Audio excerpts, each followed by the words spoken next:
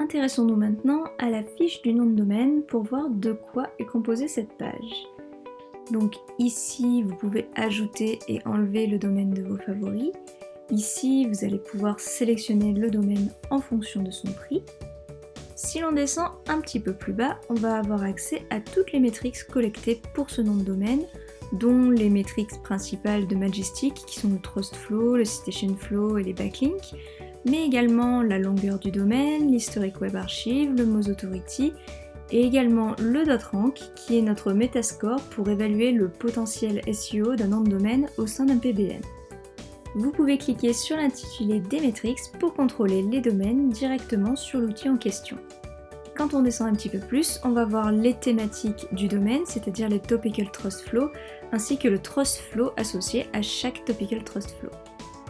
Ensuite, on retrouve les backlinks du domaine, avec pour chaque backlink l'URL du backlink, le titre de la page qui contient le backlink, la description du backlink si elle est disponible, mais aussi les principaux indicateurs comme le Trust Flow de l'URL, le Citation Flow de l'URL et le Trust Flow et le Citation Flow du domaine.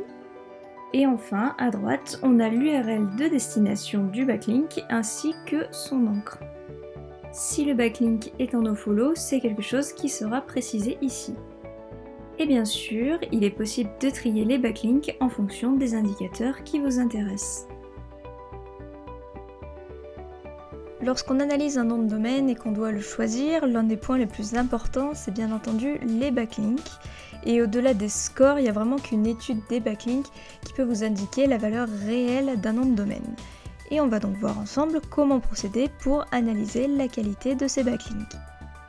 Pour faciliter l'analyse, le tableau des backlinks est toujours trié par défaut par Trust Flow de l'URL.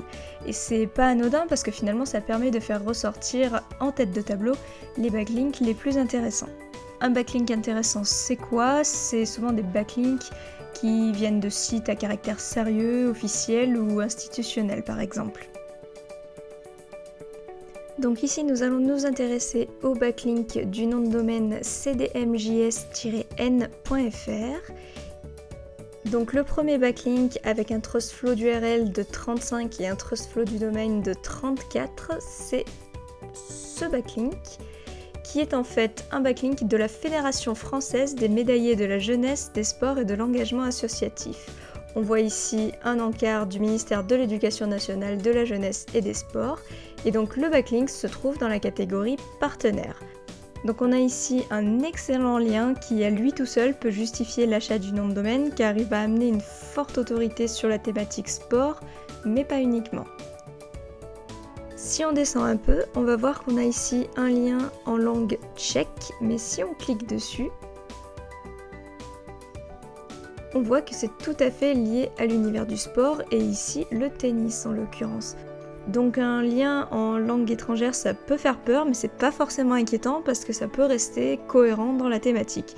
L'essentiel c'est d'aller vérifier la traduction du lien s'il est en langue étrangère et éventuellement d'aller voir le site pour voir si c'est vraiment quelque chose qui est logique dans la thématique. Si on descend volontairement dans les backlinks avec un trust flow plus faible, on va trouver des encres comme maillot de football pas cher, ce qui est souvent attaché à un lien spammé, et on va voir qu'il s'agit de backlinks beaucoup moins qualitatifs. Mais globalement, les liens peu qualitatifs ne sont pas pris en compte par Google, contrairement aux liens qualitatifs comme les premiers qu'on a vus au début. Donc vous pouvez parfaitement acheter un domaine qui a un ou deux très beaux backlinks, même si au final il a beaucoup d'autres liens peu qualitatifs, car Google au final il sait faire la différence. Le native SEO aujourd'hui c'est quelque chose qui est très difficile à mener parce que tout simplement il est impossible pour un éditeur de site de contrôler les backlinks. Et si le lien de faible qualité suffisait à pénaliser un nom de domaine, et bien ça en ferait une arme beaucoup trop redoutable dans le SEO. C'est pour ça que Google a plutôt tendance à ignorer les mauvais liens et à garder les bons.